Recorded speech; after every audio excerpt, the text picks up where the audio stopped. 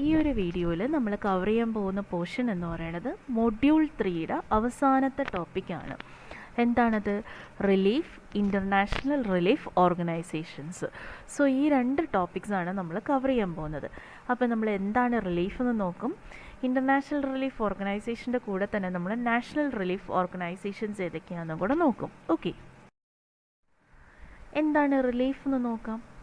Disasters in most cases take away many essential subsistence needs and livelihood, making coping difficult for victims or communities affected. അല്ലേ? അതായത് ഒരു disaster സംഭവിച്ചു കഴിഞ്ഞാൽ അത് face ചെയ്യുന്ന ആൾക്കാരെ സംബന്ധിച്ചിടത്തോളം വളരെ ബുദ്ധിമുട്ടാണത് ഫേസ് ചെയ്യുക, അല്ലെങ്കിൽ അത് ഫേസ് ചെയ്യുക എന്ന് പറയുന്നത്. എന്തുകൊണ്ട്? കാരണം ഒരു ദുരന്തം സംഭവിച്ചു കഴിഞ്ഞു കഴിഞ്ഞാൽ ജനങ്ങളുടെ ആവശ്യമായ അല്ലെങ്കിൽ അവരുടെ അടിസ്ഥാനപരമായിട്ടുള്ള കാര്യങ്ങൾ പോലും, എന്താണ് അവരുടെ അടിസ്ഥാനപരമായിട്ടുള്ള കാര്യങ്ങൾ? അവരുടെ ഭക്ഷണം, അതേപോലെ താമസിക്കാൻ ഒരിടം, ഈ പറയുന്ന കാര്യങ്ങളെല്ലാം അവരുടെ ബേസിക് റിക്വയർമെൻറ്റ്സ് ആണ്. അവരുടെ ജോലി, തൊഴിൽ. സോ ഇതിനെയൊക്കെ കംപ്ലീറ്റ് ആയിട്ട് എന്ത് ചെയ്യും? അതങ്ങ് ഡാമേജ് ആക്കിക്കളയും, ഡിസ്റ്റർബ്ഡ് ആക്കിക്കളയും. സോ അത് ഫേസ് ചെയ്യുന്ന വിക്ടിംസിനെ സംബന്ധിച്ചിടത്തോളം അവരുടെ ബേസിക് നീഡ്സ് ആൻഡ് ലൈവ്ലിഹുഡാണ് കംപ്ലീറ്റ് ഇല്ലാതായി പോകുന്നത്. So the victims end up with needing help, അല്ലേ? സോ ഇങ്ങനെ വരുമ്പോൾ അത് ഫേസ് ചെയ്ത ആൾക്കാർക്ക് എന്ത് വേണം? പരസഹായമില്ലാതെ അവർക്ക് ജീവിക്കാൻ പറ്റാത്ത ഒരു അവസ്ഥയിലേക്ക് പോകും. So relief refers to the provision of essential, appropriate and timely humanitarian assistance to those affected by a disaster. We can also define relief as the provision of assistance or intervention during or immediately after the disaster to meet the life preservation and basic subsistence needs to those affected. അല്ലേ? അപ്പം ഒരു disaster സംഭവിച്ച കഴിഞ്ഞ ഉടനെയോ എന്താണ് നമ്മൾ immediate ആയിട്ട്, അല്ലേ, സംഭവിക്കുന്ന സമയത്തോ അല്ലെങ്കിൽ ഉടനെ ഇമ്മീഡിയറ്റ് ആയിട്ട് നമുക്ക് അവർ ഈ പറയുന്ന വിക്ടിംസിന് കൊടുക്കേണ്ട ഒരു എക്സ്റ്റേണൽ എയ്ഡ് എന്ന് പറയാം. അത് ഏത് രീതിയിൽ വേണമെങ്കിലും ആവും. ഭക്ഷണം, വെള്ളം, താമസം, ഏത് രീതിയിൽ വേണം, വസ്ത്രം. സോ ഇതൊക്കെ അവരുടെ ബേസിക് റിക്വയർമെൻറ്റ്സ് ആണ്. ഇതിനെയാണ് നമ്മൾ റിലീഫ് എന്ന് പറയുന്നത്. ഇനി റിലീഫ് എന്ന് പറയുന്നത് സാധാരണഗതിയിൽ ഇമ്മീഡിയറ്റ് ആകാം, ഷോർട്ട് ടേം ആവാം, ലോങ് ടേം ആവാം, അല്ലേ? ഒരു ഡിസാസ്റ്റർ നടക്കുന്ന സമയത്ത് കൊടുക്കുന്നത്, ദാറ്റ് ഈസ് ഇമ്മീഡിയറ്റ്. ഇനി വൺസ് ആ ഒരു കുറച്ച് ഡ്യൂറേഷൻ, മേ ബി വീക്സിലേക്ക് കൊടുക്കുന്നത് ഷോർട്ട് ടേം എന്ന് പറയാം. ഇനി അത് കുറച്ചും കൂടെ പെർട്ടൈൻ ചെയ്ത് കുറച്ചും കൂടെ നാളത്തേക്ക് എക്സ്റ്റെൻഡ് ചെയ്താൽ മേ ബി മന്ത്സ്, അതിനെ നമുക്ക് ലോങ് ടേം ഡ്യൂറേഷൻ എന്നും പറയാം. ഇനി relief as A disaster management process, it provides A timely essential need such as the basic house hold items, shelter, food and water, sanitation etcetera, അല്ലേ? അല്ലെങ്കിൽ എന്ത് ആരോഗ്യപരമായിട്ടുള്ള കാര്യങ്ങളും അതെല്ലാം ഏതിൽ വരും? റിലീഫിൽ വരും. So relief activities provides goods and services to disaster affected population in the form of supplies ആവാം, vouchers ആവാം, cash transfers ആവാം, so as to enable those population to cover their essential needs, അല്ലേ? At certain occasions money may have no value. ചില സിറ്റുവേഷനിൽ കാശിനെ value ഉണ്ടാവില്ല. But certain articles like food, clothes etc. may be more important, അല്ലേ? നമുക്കറിയാം, പ്രളയമൊക്കെ വന്നിരുന്ന സമയത്ത് ശരിക്കും നമ്മൾ കാശ് കൊടുക്കുന്നതിൽ ഉപരി കാശല്ല അവർക്ക് ആദ്യമായിട്ട് വേണ്ടത്, അല്ലേ? ഭക്ഷണം, വസ്ത്രം, വെള്ളം, ഇതൊക്കെയാണ് അവർക്ക് വേണ്ടത്, മരുന്ന്, ഇതൊക്കെയാണ്. അപ്പോൾ നമ്മൾ നമ്മുടെ കേരളത്തിൽ തന്നെ പല ഭാഗങ്ങളിൽ നിന്നും ആൾക്കാർ ഹെൽപ്പ് ചെയ്തിട്ടുണ്ട്. നമ്മൾ ഈ പറയുന്ന സാധനങ്ങളാണ് വാങ്ങിക്കൊടുത്തിരിക്കുന്നത്, അല്ലേ? സോ സിറ്റുവേഷൻ അനുസരിച്ച് അവിടെ ആവശ്യമായിട്ടുള്ള റിലീഫ് ആക്ടിവിറ്റീസും എന്താകും? ഡിഫറെൻ്റ് ആകും. And the disaster that require relief may include എന്തൊക്കെ ഉണ്ടാവും? ഇങ്ങനെ റിലീഫ് ആവശ്യമായിട്ടുണ്ടാവുന്ന ഡിസാസ്റ്റർ ഏതൊക്കെയാണ്? ഫയർ ഉണ്ട്, ഫ്ലഡ് ഉണ്ട്, lightning, earthquake, landslides, sinking of land, snow avalanche, glaciers. ഇതെല്ലാം ഈ ഒരു സിറ്റുവേഷനിലെല്ലാം നമുക്ക് എന്ത് വേണം? റിലീഫ് പ്രൊവൈഡ് ചെയ്യേണ്ടത് വളരെ അത്യന്താപേക്ഷിതമാണ്, അല്ലേ? അപ്പോൾ ഇനി നമുക്ക് റിലീഫ് ഈ ഒരു ഘട്ടങ്ങളിലെല്ലാം പ്രൊവൈഡ് ചെയ്യണം എന്ന് പറഞ്ഞു. സോ ഇത് കൂടാതെ കുറേ അല്ലാത്ത രീതിയിലുള്ള റിലീഫ് നമുക്ക് പ്രൊവൈഡ് ചെയ്യേണ്ടതായിട്ടുണ്ട്. For example, it includes accidents like motor vehicle accidents, boat മിസ്ഹാപ്പ്, food poisoning, അല്ലെങ്കിൽ falling from a tree, steep rock, non-explosive burst and snake bite. So ഇതെല്ലാം ഇതിൻ്റെ ഭാഗമായിട്ട് തന്നെ വരും, റിലീഫിൽ വരുന്നതാണ്. ഇനി സാധാരണഗതിയിൽ ഈ റിലീഫ് കാര്യങ്ങളൊക്കെ ഇതിനൊക്കെ ഒരു ഫണ്ടമെൻ്റൽ പ്രിൻസിപ്പിൾസ് ഉണ്ടാവും അല്ലേ, ഒരു ഗൈഡ് ലൈൻസ് ഉണ്ടാവും എങ്ങനെയൊക്കെയാണ് നമ്മളത് ഓപ്പറേറ്റ് ചെയ്യേണ്ടത് എന്നുള്ളത്. സോ അതിന് വേണ്ടിയിട്ട് ഡിസാസ്റ്റർ ഓർഗനൈസേഷൻ ഉണ്ട്, നാഷണൽ ഗവൺമെൻറ് ഓർഗനൈസേഷൻ ഉണ്ട് which is engaged in disaster relief റെസ്പോൺസിന് വേണ്ടിയിട്ട് ആവശ്യമായിട്ടുള്ള മെഷേഴ്സും കാര്യങ്ങളും എൻഷുർ ചെയ്യുന്നത് ആരാ, NGOs അല്ലെങ്കിൽ ഡിസാസ്റ്റർ ഓർഗനൈസേഷൻസ് ആണ്. അപ്പോൾ project cycle management link to relief. അപ്പോൾ നമുക്കറിയാം project cycle management PCM it's a conceptual tool which is used for planning and management of programmes and projects leading to the improvement of programme effectiveness and outcome. അപ്പോൾ PCM എന്ന് പറയുന്നത് എന്താണ്, ഇതിൻ്റെ ഒരു overall ഇംപ്രൂവ്മെൻറ്റിന് വേണ്ടിയിട്ട് ആവശ്യമായിട്ടുള്ള ഒരു മാനേജ്മെൻറ്റ് സൈക്കിളാണ്. നോർമലി ഒരു ഡിസാസ്റ്റർ റെസ്പോൺസിൽ PCMന് 5 മെയിൻ കമ്പോണൻസ് ഉണ്ട്. എന്തൊക്കെയാണ്? അസസ്മെൻ്റ് ഉണ്ട്, planning and design, implementation, monitoring, review and evaluation. ഇത് ഈ ഒരു ഫിഗറിൽ കാണിച്ചിട്ടുണ്ട്. സോ ഇതൊക്കെയാണ് ഈ 5 പാരാമീറ്റേഴ്സ് എന്ന് പറയുന്നത്. ഓരോന്നൊന്ന് ബ്രീഫായിട്ട് എടുക്കുവാണെങ്കിൽ ആദ്യത്തത് അസസ്മെൻ്റ് ആണ്. അപ്പോൾ അസസ്മെൻ്റ് എടുക്കുവാണെങ്കിൽ നമുക്ക് അസസ്മെൻറ്റിനെ തന്നെ 4 കാറ്റഗറീസ് ആയിട്ട് ഡിവൈഡ് ചെയ്യാം. ഒന്ന് ഇമ്മീഡിയറ്റ് അസസ്മെൻറ്റ്, അതായത് ഒരു ഡിസാസ്റ്റർ സംഭവിച്ച് വിത്തിൻ 72 അവേഴ്സിനുള്ളിൽ നടത്തുന്ന അസസ്മെൻറ്റിനെയാണ് നമ്മൾ ഇമ്മീഡിയറ്റ് അസസ്മെൻറ്റ് എന്ന് പറയുന്നത്. ഇനി റാപ്പിഡ് അസസ്മെൻറ്റ് എന്താണ്? ഈ റാപ്പിഡ് അസസ്മെൻറ്റ് സാധാരണ ചെയ്യുന്നത് it takes up to a week, ഒരാഴ്ച വരേക്കും ടൈം എടുത്ത് അസസ്മെൻറ്റും കാര്യങ്ങളും കംപ്ലീറ്റ് ചെയ്യും. ഇനി ഡീറ്റെയിൽഡ് അസസ്മെൻ്റ് എന്ന് പറയുന്നത് എന്താണ്? അപ്പോൾ ഈ ഒരു ഡീറ്റെയിൽഡ് അസസ്മെൻ്റ് എന്ന് പറഞ്ഞാൽ it can take up to a month അല്ലേ, കുറച്ച് ഡീറ്റെയിൽ ആയിട്ട് സ്റ്റഡി ചെയ്യുക, കുറച്ചധികം ടൈം അത് കൺസ്യൂം ചെയ്യും. It can extend up to a month അല്ലേ.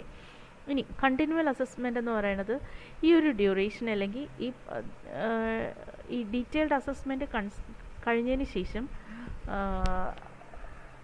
നോർമലി കണ്ടിന്യൂസ് അസസ്മെൻറ്റ് ചെയ്യുന്നത് ഡീറ്റെയിൽ അസസ്മെൻറ്റ് കംപ്ലീറ്റ് ചെയ്തതിന് ശേഷമാണ് അല്ലേ. അപ്പോൾ സാധാരണഗതിയിൽ ഇറ്റ്സ് എ കണ്ടിന്യൂയിങ്, അല്ലെങ്കിൽ നമ്മൾ അവിടെ ഇമ്മീഡിയറ്റ് ആയിട്ടോ റാപ്പിഡായിട്ടോ ഡീറ്റെയിൽഡ് അസസ്മെൻറ്റ് വഴി കിട്ടിയ ഡേറ്റാസ് എടുത്തതിന് ശേഷം നമ്മളിത് കണ്ടിന്യൂസ് ആയിട്ട് എന്ത് ചെയ്യുക, നമ്മൾ ഈ സിറ്റുവേഷൻ മോണിറ്റർ ചെയ്തുകൊണ്ടിരിക്കുകയാണ് അല്ലെങ്കിൽ അപ്ഡേറ്റ് ചെയ്തുകൊണ്ടാണ്. അവിടുത്തെ റിക്കവറി പ്രോഗ്രാംസും കാര്യങ്ങളും എല്ലാം ഈ കണ്ടിന്യൂവൽ അസസ്മെൻറ്റുമായിട്ട് ബന്ധപ്പെട്ട് അല്ലെങ്കിൽ ആ ഒരു കണ്ടിന്യൂവൽ അസസ്മെൻറ്റിൻ്റെ ഭാഗമായിട്ട് വരും.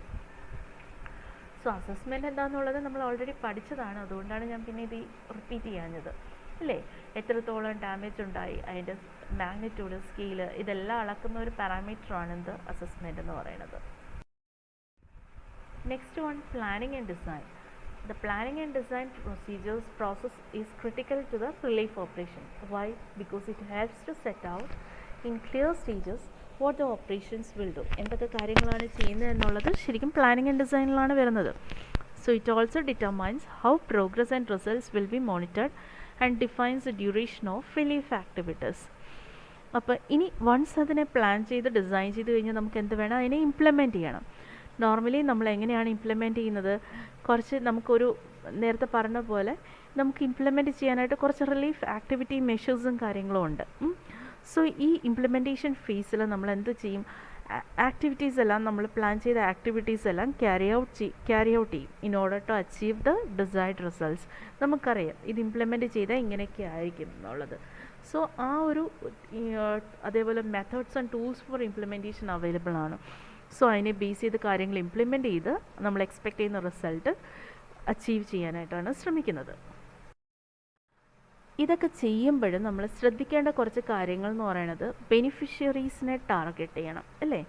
നമ്മൾ റിലീഫ് ഇൻ്റർവെൻഷൻ എടുത്തു കഴിഞ്ഞാൽ നമുക്കറിയാം ഒരു കമ്മ്യൂണിറ്റിയിൽ ഒരു പറ്റം ആൾക്കാർ അത് എഫക്റ്റ് ചെയ്തിട്ടുണ്ടെങ്കിൽ അത് എക്സാക്ട്ലി ആരെയൊക്കെയാണ് എഫക്റ്റ് ചെയ്തേക്കുന്നത്. അപ്പോൾ ആ താഴെ തട്ടിൽ ചെന്ന് ബെനിഫിഷ്യറീസിനെ നമ്മൾ എന്ത് ചെയ്യണം, ഐഡൻറ്റിഫൈ ചെയ്യണം. സോ ഇതെല്ലാം ഇതിനകത്തുള്ള ഇമ്പോർട്ടൻറ്റ് പ്രൊസീജിയേഴ്സാണ്. ബെനിഫിഷ്യറി ടാർഗറ്റ് ചെയ്യുക അല്ലെങ്കിൽ ഐഡൻറ്റിഫൈ ചെയ്യുക, എന്നിട്ട് അവരെ ടാർഗറ്റ് ചെയ്യുക, എന്നിട്ട് അവർക്ക് ആവശ്യമായിട്ടുള്ള എസെൻഷ്യൽ നീഡ്സ് ഒക്കെ നമുക്ക് കവർ ചെയ്യാൻ പറ്റുന്നുണ്ടോ എന്നുള്ളത് ചെക്ക് ചെയ്യണം. ശേഷം നമ്മൾ എന്ത് ചെയ്യുക, നമ്മൾ അവരെ മോണിറ്റർ ചെയ്യണം അല്ലേ. മോണിറ്ററിംഗ് എന്ന് പറയുന്നത് ഇറ്റ് ഈസ് എ പ്രോസസ് ഇവാലുവേഷനാണ്, അതൊരു കണ്ടിന്യൂസ് പ്രോസസ്സാണ് അല്ലേ. ഡിസാസ്റ്റർ റെസ്പോൺസ് റിലീഫ് ആക്ടിവിറ്റീസിൻ്റെ ഇടയിലൊക്കെ ഉള്ള ഒരു കണ്ടിന്യൂസ് പ്രോസസ്സാണ്. വൺസ് അവരെ മോണിറ്റർ ചെയ്ത് കഴിഞ്ഞാൽ നമുക്ക് എന്ത് ചെയ്യാം, റിവ്യൂ ചെയ്ത് ഇവാലുവേറ്റ് ചെയ്ത് അവർക്ക് ആവശ്യമായിട്ടുള്ള അസസ്മെൻറ്റും കാര്യങ്ങളും എന്ത് ചെയ്യാൻ പറ്റും, ക്യാരി ഓവർ ചെയ്യാൻ പറ്റും. ഓക്കെ. ഇങ്ങനെ അവരുടെ ഒരാൾക്ക് അല്ലെങ്കിൽ ഒരു സൊസൈറ്റിയിൽ അല്ലെങ്കിൽ ഒരു ഇൻഡിവിജ്വലിന് എന്തൊക്കെ കാര്യങ്ങൾ അല്ലെങ്കിൽ അവർക്കുള്ള ഇങ്ങനെ അസസ് ചെയ്ത് കിട്ടുന്ന എമൗണ്ട് അല്ലെങ്കിൽ ഇത്രയാണ് അവർക്കുണ്ടായ നഷ്ടം. സോ ഇതെല്ലാം നികത്തുന്നത് സാധാരണ ഒരു set of relief organisations available ആണ്. അപ്പോൾ റിലീഫ് ഓർഗനൈസേഷൻസ് എടുക്കുവാണെങ്കിൽ ലോക്കലി ഇൻ്റർനാഷണലി ഒക്കെ അവൈലബിൾ ആണ്. ലോക്കൽ ഫ്രണ്ട് എടുക്കുവാണെങ്കിൽ നമുക്ക് nationally leading government agency in disaster response എന്ന് പറയുന്നത് നാറ്റ്മോ ആണ്. എന്താണ്? നാഷണൽ ഡിസാസ്റ്റർ മാനേജ്മെൻറ്റ് ഓർഗനൈസേഷൻ ആണ്. So NATMO is structured under the ministry of നമ്മുടെ ഗവൺമെൻറ്റുമായിട്ട് കോർഡിനേറ്റ് ചെയ്തിട്ടാണ് എന്ത് ചെയ്യുന്നത്? റിലീഫ് വർക്കും കാര്യങ്ങളും ക്യാരി ഔട്ട് ചെയ്യുന്നത്. So it is coordinate all the relevant civil authorities at the national, regional and international level അല്ലേ? നാഷണൽ ഡിസാസ്റ്റർ ഒക്കെ വരുമ്പോൾ നാഷണൽ ലെവലിൽ കോർഡിനേറ്റ് ചെയ്യും. ഇനി സ്റ്റേറ്റ് ലെവലിലുള്ള ഡിസാസ്റ്റർ വരുമ്പോൾ സ്റ്റേറ്റ് ഗവൺമെൻറ്റുമായിട്ട് അത് കോർഡിനേറ്റ് ചെയ്യും. ഇനി ഡിസ്ട്രിക്ട് ലെവലിലാവുമ്പോൾ ഡിസ്ട്രിക്ട് ലെവലിൽ അത് കോർഡിനേറ്റ് ചെയ്യുക ചെയ്യുന്നത്. The security agencies such as police, armed force, navy, air force and the national fire service are also key in disaster response in the country, and they are mostly responsible for the security issues in disaster response. So NATMO കൂടാതെ വേറെയും government organisations available ആണ് which helps in providing the emergency service such as National Ambulance Service which provides health emergency service. ഇത് കൂടാതെ non government organisations ഉണ്ട്, NGOs ഉണ്ട്, civil society groups ഉണ്ട് which is operating within the area of impact and they respond immediately. ഇത് കൂടാതെ നമുക്ക് അത് para government organisations such as Ghana Red Cross Society which provide both health and relief services during disasters. ഇനി international front എടുക്കുകയാണെങ്കിൽ ഒരുപാട് international relief organisations available ആണ് which provide the relief respond. ഏതൊക്കെയാണെന്ന് നോക്കാം. Here are the list of international relief organisations. ഏതൊക്കെയാണെന്ന് നോക്കാം. Relief organisations എടുക്കുകയാണെങ്കിൽ Action Against Hunger, CARE, Caritas Internationals, Catholic Relief Service, Emergency Nutrition Network, Doctors Without Borders, Food for the Hungry International, Food for the Hungry, Hunger Plus Interaction, International Committee of Red Cross, International Federation of Red Cross and Red Crescent Societies. So ഇതേപോലെ ഒരുപാടുണ്ട്. നമ്മൾ UNICEF, നമ്മളിതെല്ലാം കേട്ട് United Nations children's fund, ഇതെല്ലാം നമ്മൾ കുറേയൊക്കെ നമ്മൾ കേട്ടേക്കുന്ന കാര്യങ്ങളാണ്. എല്ലാം നമുക്ക് അറിയണമെന്നില്ല. ഈ യുനിസെഫ്, യുനെസ്കോ, നമ്മൾ കുറേ കാര്യങ്ങളൊക്കെ നമ്മൾ കേട്ടിട്ടുണ്ട്. സോ ഇതെല്ലാം കുറച്ച് റിലീഫ് ഓർഗനൈസേഷൻസ് ആണ് which helps in disaster response as well as relief. And this is the corresponding website of the international disaster relief organisations. Okay. So അപ്പോൾ ഇങ്ങനെ ഒരു ഡിസാസ്റ്ററും കാര്യങ്ങളും ഒക്കെ നടക്കുന്ന സമയത്ത് നാഷണൽ ലെവലിൽ നിന്ന് നമുക്ക് എന്ത് കിട്ടും? ഫണ്ടിങ് കിട്ടും. അതേപോലെ ഇൻ്റർനാഷണൽ ലെവലിലും ഫണ്ടിങ് കിട്ടും. അപ്പോൾ രാജ്യാന്തര ബേസ് ചെയ്തിട്ടുള്ള എന്തെങ്കിലും റിലീഫ് വർക്ക്സ് ഒക്കെ ആണെങ്കിൽ ഇൻ്റർനാഷണലി അത് ക്യാരി ഔട്ട് ചെയ്യും. വിത്തിൻ ദ നേഷൻ ആണെങ്കിൽ അതെന്ത് സംഭവിക്കും? It will be carried out nationally. അപ്പോൾ ഈ പറയുന്ന ഒരു set of guidelines national as well as international relief ഓർഗനൈസേഷൻസിന് ഒരു സെറ്റ് ഓഫ് ഗൈഡ് ലൈൻസ് ഉണ്ടാവും.